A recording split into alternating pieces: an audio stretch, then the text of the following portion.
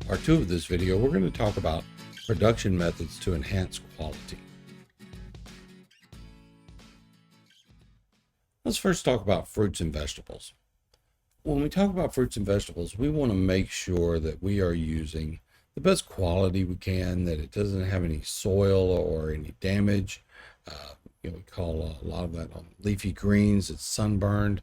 It doesn't have any bug bites or anything along those lines. You can use a vegetable brush to clean anything off, to get all that, but really a lot of it is just a matter of proper washing, peeling, or rinsing, and how you do that. Pasta and potato salads have to be have been heavily involved in foodborne illness outbreaks, so we need to be really careful with them as well.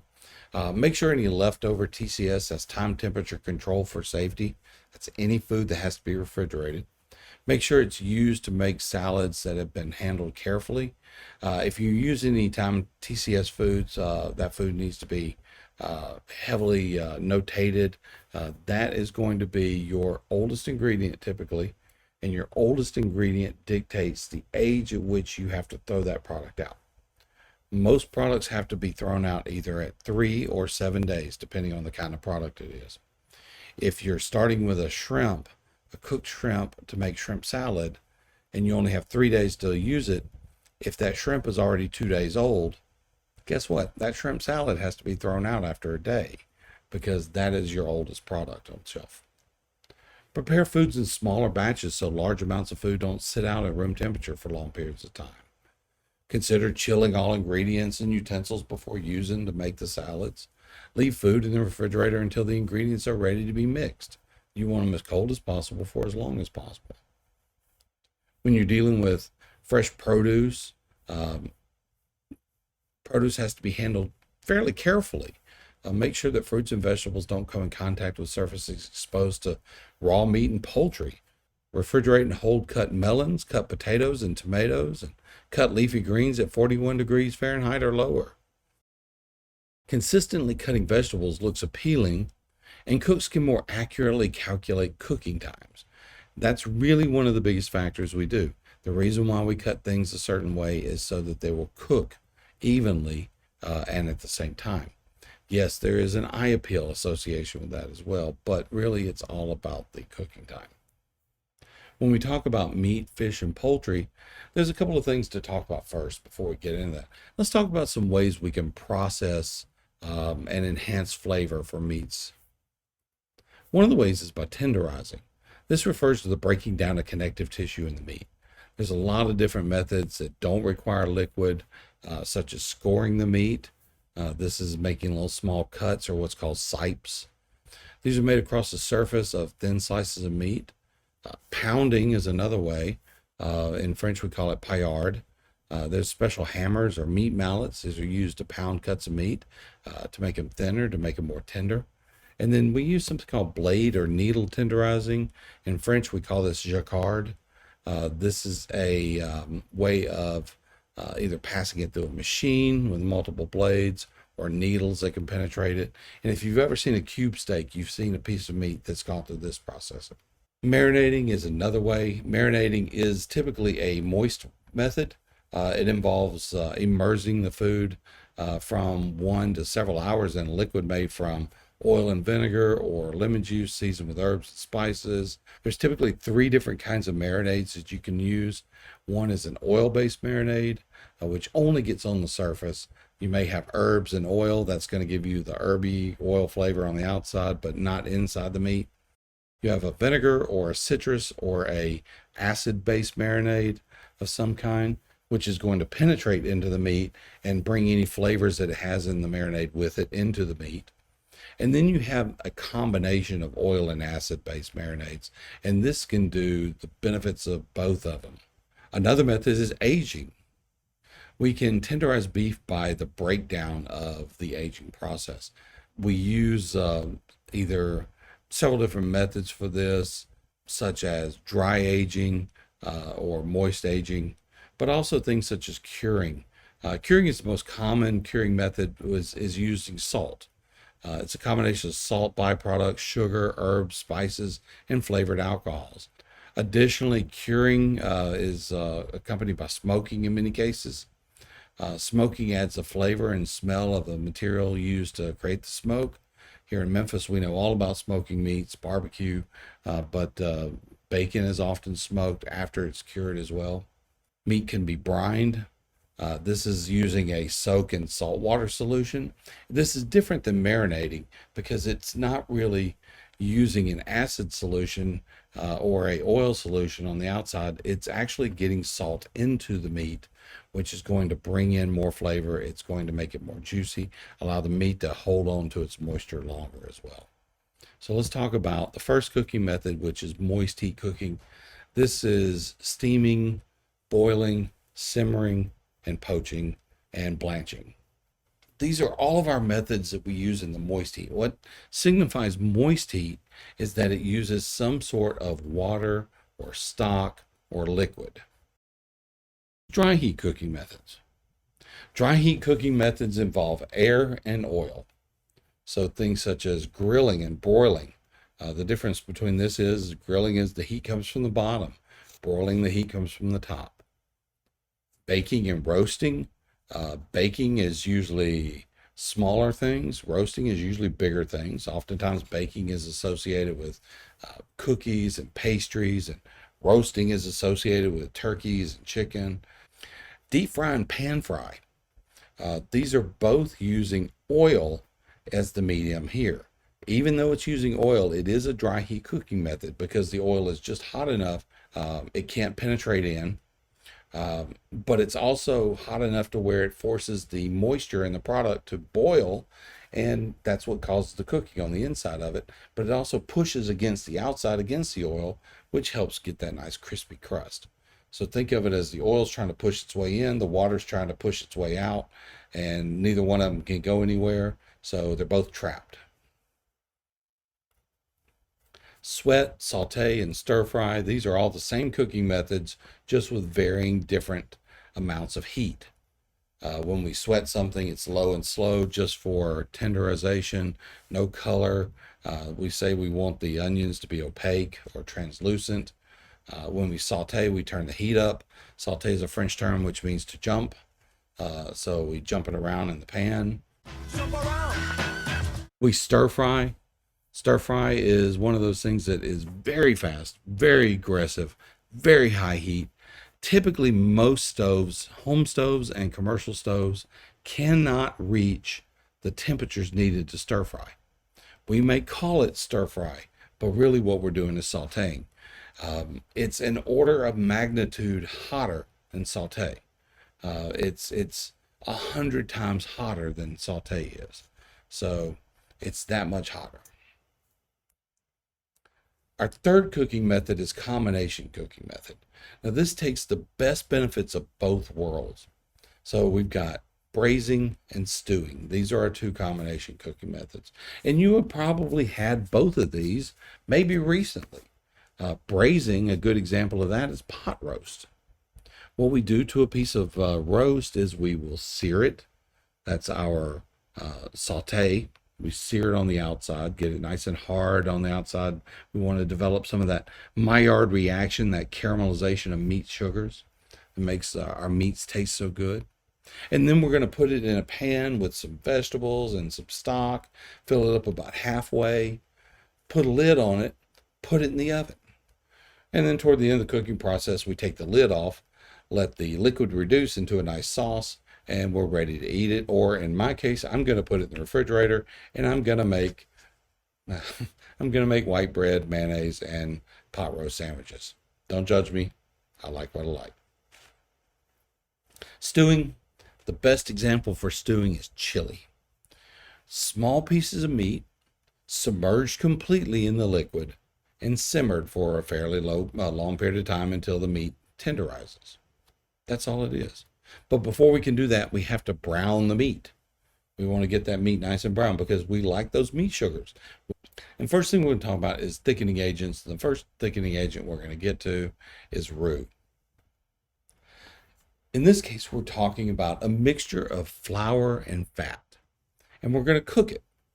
So we take our flour and fat, equal parts by weight, That means we're going to weigh out our flour, we're going to weigh out our butter or oil, and then we're going to combine them and we're going to cook it on a fairly medium heat. Don't get it too hot.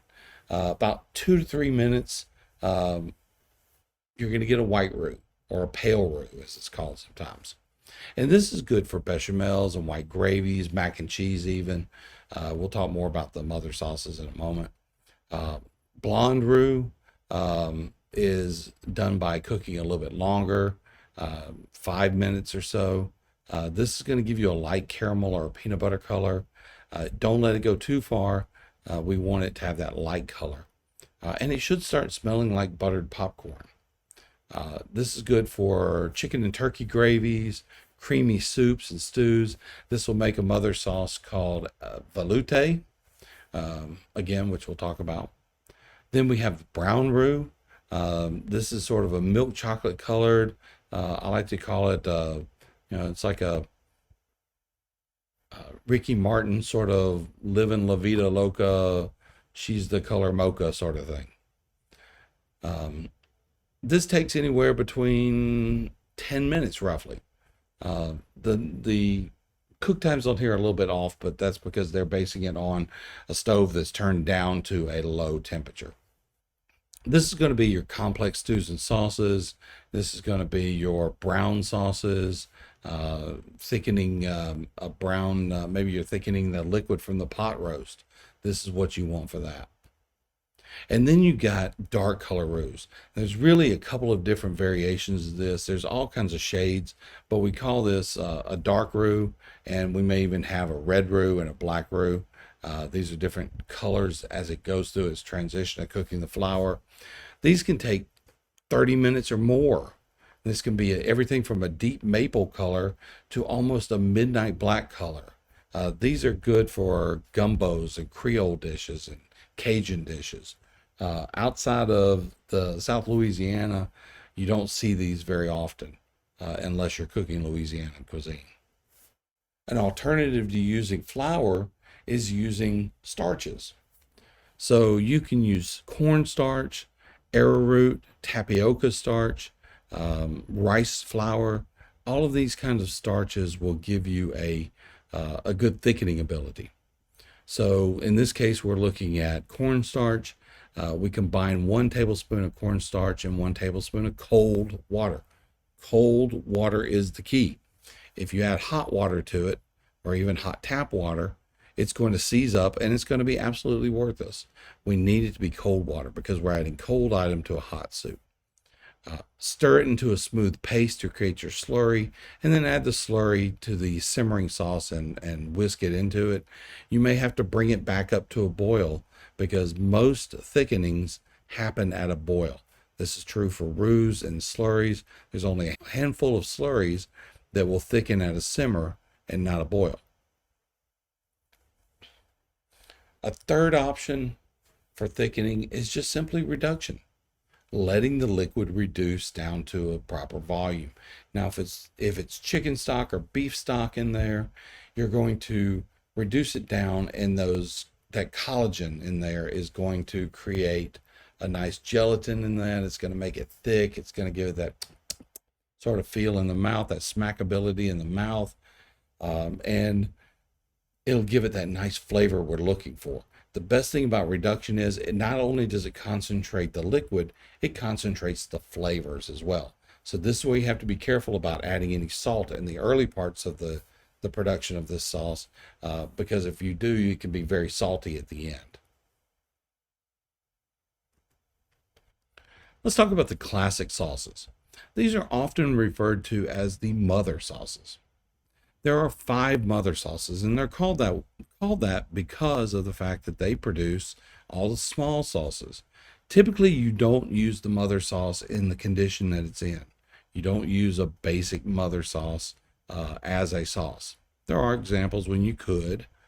So, for instance, a velouté could be used in a chicken pot pie. Of course, a tomato sauce can be used in, tomato sauce. But typically you don't use them by themselves. You usually finish them off and doctor them up into a small sauce. But these are the 5 mother sauces. Bechamel. Bechamel is made with a white roux and milk. And typically you're going to have maybe a little nutmeg in there, some onion, some white pepper. You might have a bay leaf in that. We take the onion, we prick it with a couple of cloves, and then we add a bay leaf to it. And this is called an onion piqué, which means pricked. The veloute is made with a white roux and or a blonde roux. You can use either or. Chicken stock or veal stock, and if you're using veal stock, it's a white veal stock, not a brown veal stock, and or also fish stock. So any light color stock, you're going to use this for veloute. And this is good for a base sauce for chicken breasts or for any number of things. Like I said earlier, a pot pie is an example of a veloute based sauce. And then the third sauce that's thickened with a roux is an espagnole. Espagnole is a variation of a brown sauce. You use a brown roux, a red meat. You're going to brown the bones. You're going to brown the vegetables. You're going to brown the meat. And then you're going to simmer it all in a pot until you, for several hours, with bones if you wanted to as well, if you're making a stock. And then that's going to give you a really nice brown stock to start off with. So we have to use a brown stock for this. And then we're going to thicken it with generally a dark roux. We'll add tomato paste and a mirepoix, which is carrot, celery, and onion to this as well to give it more depth of flavor. Simmer it, strain it, and you've got your basic espagnole sauce. Now there are two other mother sauces. These two other mother sauces do not require the thickening with the roux. The other three do. The first one is hollandaise. Hollandaise is a classic egg-based sauce. So we take our egg yolks and we're going to separate the yolks and the whites. We take our egg yolks, we add a little bit of lemon juice to them, a little touch of cayenne pepper, or a little tiny dash of Tabasco in there is fine too. And then we whisk in clarified butter. Clarified butter is butter that's had the butter solids removed from it, so it's just liquid butter. There's no water, no butter solids in it, it's just pure liquid butter. We're going to whisk that into it very slowly until it builds an emulsion. This emulsion is a temporary or a semi-permanent emulsion. It will stay together for a period of time if kept in a proper temperature zone. But after a few hours, if you're lucky, you get a few hours out of it, then it's going to revert back to either a solid state if it's too cold or a broken state if it gets too hot. And then our last mother sauce is tomato sauce. Traditionally, historically, this used to be made with rendered pork fat, less and less so today. The modern day mother sauce tomato sauce is not made with pork in it. It's made simply with tomatoes, onions, carrot, maybe either veal stock or a vegetable stock or some other kind of liquid, sometimes even just a tomato juice. And then it is thickened with the reduction method. It's just reduced until it reaches the proper consistency. That consistency, by the way, is called nappe, N-A-P-P-E. Nappe means coats the back of a spoon. From the mother sauces, we get small sauces. So from bechamel, we can make mornay and soubi, natua sauce. This is just by adding various different other ingredients into the process to give us the more flavorful or alternate flavored sauces. The veloute, we add lemon juice to it and we get allemande. We have a Normandy sauce, a Supreme sauce. From Espagnole, we get demi-glace and Burgard sauce, Madeira sauce. From the Hollandaise, we get things like Béarnaise and Noisette, mousseline sauce. From the tomato sauce or sauce tomate, we get a Creole sauce, Spanish sauce, Provençal sauce. These are only a literal small amount of sauces that you can make with these mother sauces. There's whole books written about different sauces that can be made with this. Modern sauces consist of things such as chutneys, salsas, and coulis. A chutney is a cooked fruit and vegetable sauce. A salsa can be either cooked or uncooked. If it's cooked, it's called a picante. If it is uncooked, it's salsa. And if it's just chunked up tomatoes and peppers and onions and cilantro with no blending or anything like that, it's pico de gallo. Pico de gallo is a type of salsa. A coulis is a cooked fruit or I want to say vegetable, but tomato is technically a fruit. The ketchup we eat is a form of coulis. It's cooked and thinned and pureed and strained until it's a smooth sauce for plating, for using as a garnish, or even using as a internal ingredient. So what makes milk either butter or cheese? Well, for one thing, butter has to be at least 80% milk fat. Additionally, it's going to have some things like salt and coloring may be added to it. Butter smokes and burns at a fairly low frying temperature, but its flavor and popularity for cooking for the table service uses makes it popular in a lot of operations. Cheese is concentrated dairy food made from milk, and typically you're going to add a coagulant to the cheese. That means that it is less of the water associated with milk, or even butter for that matter.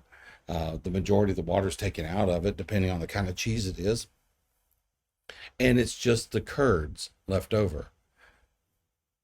And it's typically packed together and allowed to form into a block, or aged, or maybe even mixed with various different things like fruits or wines or vegetables to make it a different kind of cheese. There's a lot of different kinds of milk and cream out there, but what you need to understand about milk is that when we talk about milks, it comes in various different amounts of fat levels. So, for instance, a low fat milk, like say a 1% or a skim milk or a 2% milk, is going to have just that amount of fat in it.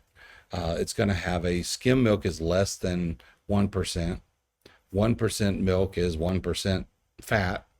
2% is 2% fat. And whole milk only has about 3.25 to 4% fat. So the rest of it is water, essentially. So if you don't have whole milk, you can use half and half or heavy cream and thin it with water if you need to. Non-dairy dry milk, this is made from removing almost all the fat and water from the pasteurized milk. It contains about half the calories of whole milk, but it is in a dry form. Half and half, well, it's just what it sounds like. It's half cream, half milk. Contains at least 10.5%, but not more than 18% milk fat. Light cream, this is also known as coffee cream or table cream, has to have at least 18%, but no less than 30%. Light whipping cream must have at least 30%, but less than 36% milk fat. And then we have heavy whipping cream. Heavy whipping cream has to have at least 36% milk fat. It can be as high as 50% milk fat. And then sour cream. Sour cream is produced by adding a special bacteria culture to light cream. It's a smooth and thick and meets milk fat requirements for light cream as well. Frozen dairy products such as ice cream. Ice cream. That is made from milk, cream, sweeteners, and flavorings with at least 10% milk fat. Frozen custard is made by adding egg yolks to ice cream. And this is what you would find in a French vanilla, particularly. Low-fat ice cream may contain no more than 3 grams of fat per 4-ounce serving and is made by adding egg yolks to regular ice cream. Bakery products are made from batters and doughs, and in order to make those batters and doughs, we need flour. There's lots of different flour. Typically, flour is separated into 4 common types of flour, particularly wheat flour. There are bread flours, such as maybe a whole wheat bread or a rye bread or a mixed wheat bread. These are high gluten, or have a higher gluten flour structure than all-purpose. All-purpose flour is used just for that, all purposes. Now, that doesn't mean that it's specifically for pastry or it's not specifically for breads. All-purpose is a middle-of-the-road flour. It's can be used for other things, but it's not always the best. Pastry flours are used for pastries and cooking, and typically those have shorter gluten strands, which means that they're going to be less chewy and more crumbly. Same with cake flour. This gives it a more fine texture than and other things that are more delicate. Then you get into some of the other things like the high gluten flour, which is really, really good for French style breads that are more chewy than they are soft. Italian double zero. This is used for baking pizzas. It's a really nice flour, soft flour. White rye flour for making sourdough bread. Lots of different sugars. Typically, the kind of sugars we'll see are things like our regular granulated sugar, also known as table sugar. But we can also have caster sugar, which is a little bit finer. We can have confectioner sugar, which is very fine. We'll often see brown sugar, whether it's light brown or dark brown sugar. We might encounter turbinado sugar or a demerara sugar, which still has some of the molasses included in the sugars as well. All of which can give us different textures. In cookie making, we need to understand what the difference between granulated sugar and brown sugar is going to do. You use too much granulated sugar, your cookie's going to be crumbly and crisp. You use too much brown sugar, it's going to be too chewy. A lot of times we'll do a happy medium and we'll use a mixture of both. Leavening agents give us rise. They're the things that make our foods come up and puff up and make them nice and airy and light. So some of the things that we use are yeast for breads, and baking powder, baking soda, and cream of tartar. These are all chemical leaveners with the exception of yeast. Yeast is a natural leavener, but baking powder, baking soda, and cream of tartar are what they call chemical leaveners. Each year, thousands of cases of foodborne illnesses are reported, and it's likely that many thousands more are not reported. A foodborne illness is a disease transmitted to people by food. It can be caused by pathogenic microorganisms, chemicals, physical hazards, or even human intervention. We have to understand some of the aspects of food safety. Why is it important? Food safety is important because, well, the last thing you want is a lawsuit. You don't want to end up on the media. You don't want to end up with the health department shutting you down. But more than that, you just don't want to make someone sick. That's why it's so important. So we go through all of these checks and balances. We go through all of these hoops to make sure that we are preparing food in a safe manner. Food safety before and during production, we're going to make sure that our temperatures are correct, whether it's a refrigerator or freezer. When we're thawing food, we will have 4 ways to thaw food. In the refrigerator, under running water, and it has to be 70 degrees or below, which causes a problem for us here in the South. That's drinkable water, by the way. In the microwave, if the food will be cooked immediately afterward, that's a big consideration. It has to be cooked immediately afterward if you're going to thaw in the microwave.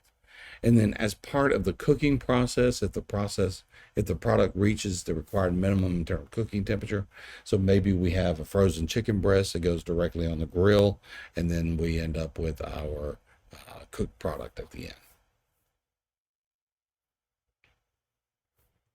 During this process, we want to avoid cross-contamination. This is the transfer of microorganisms from one surface or food to another, using either improper hand washing, improper tool washing, or whatever the case may be. Also, accurate thermometers have to be used to monitor food temperatures.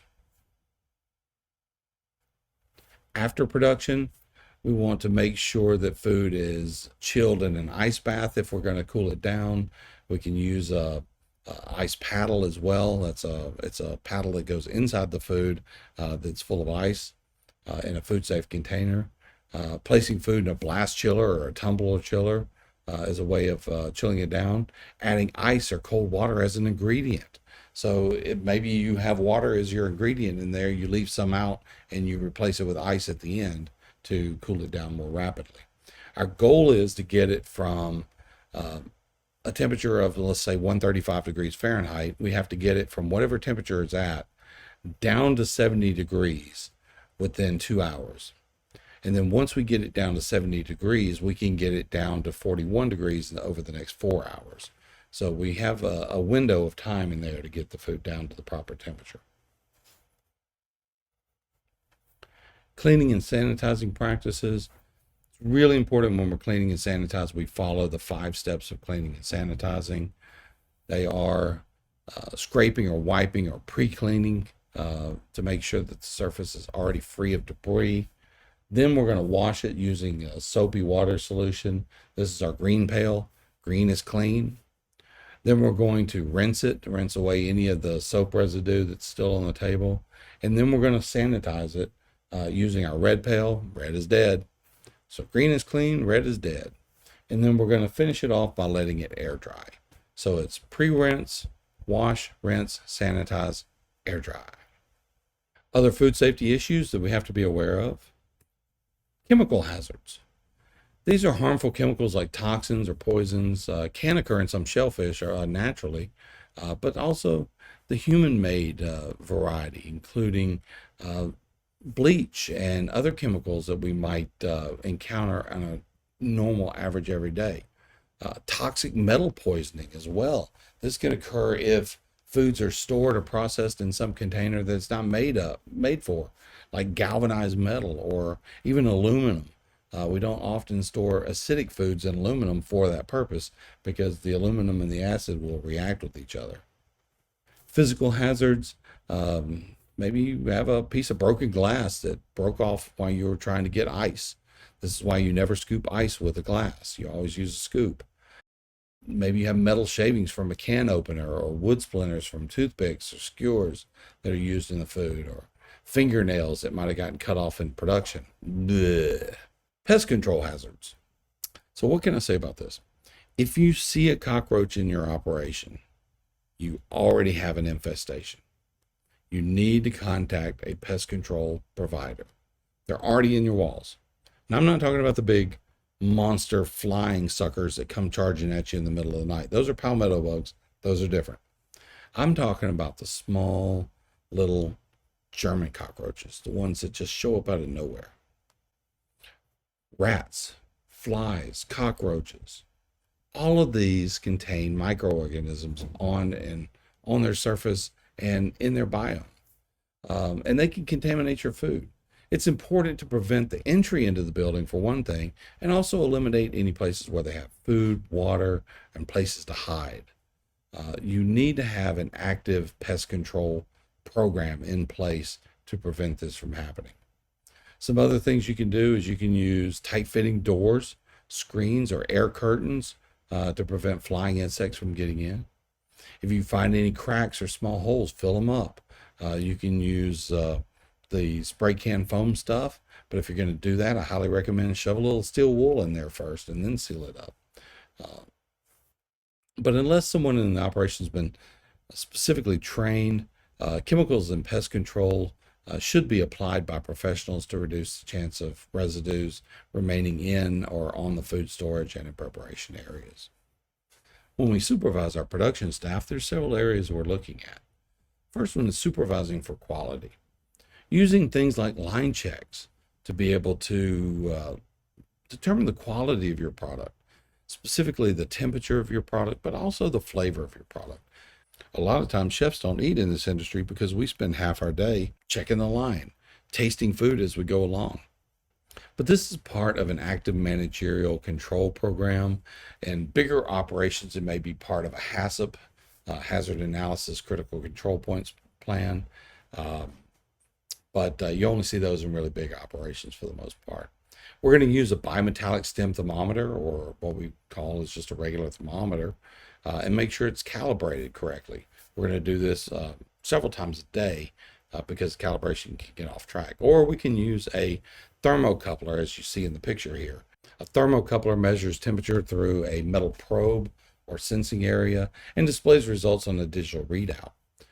Sometimes these thermocouplers can even be linked to a data storage unit, such as an iPad or something along those lines, into a program, and then you have data that's recorded.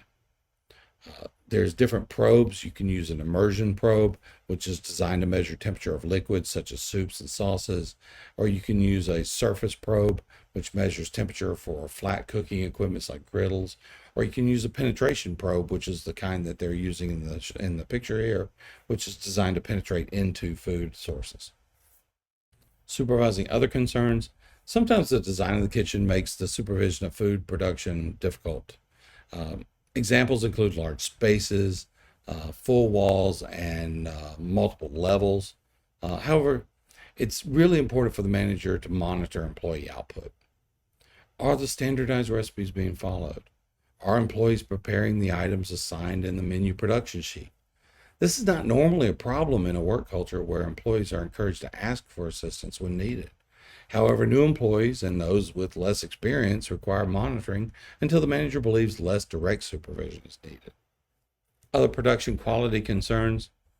Types of convenience foods. What are convenience foods? Convenient foods items are those in which labor has been added to reduce the amount of labor in the manager's own kitchen. An example of this would be preformed hamburger patties to eliminate the need for portioning, and loaves of sliced bread to eliminate on-site baking. Restaurant and food service managers have to consider whether it is in the best interest of their business to buy a convenience item or to produce the item on site. Not all convenience items are of good quality. Just as a manager should avoid purchasing raw ingredients that result in poor quality items, they should also avoid purchasing poor quality convenience items. When considering nutrition and food production, we're going to keep in mind that food production begins with the development of standardized recipes. Ingredients in every recipe can be evaluated to determine their nutritional impact. This is easily done these days through computer modeling. You don't even have to buy the software. It's available on the internet in many cases for free. We look at butter used to brown meat during the cooking might be eliminated if the nonstick pan is used. Margarine might be used in the recipe that specifies butter. The amount of cheese used in a casserole item might be reduced without significantly sacrificing product quality. Tofu and yogurt might be used to thicken some food products instead of using cream or a roux. So that's it for this particular module. I hope you guys enjoyed this, and if you have any questions, don't hesitate to ask. Otherwise, I will see you on the next one.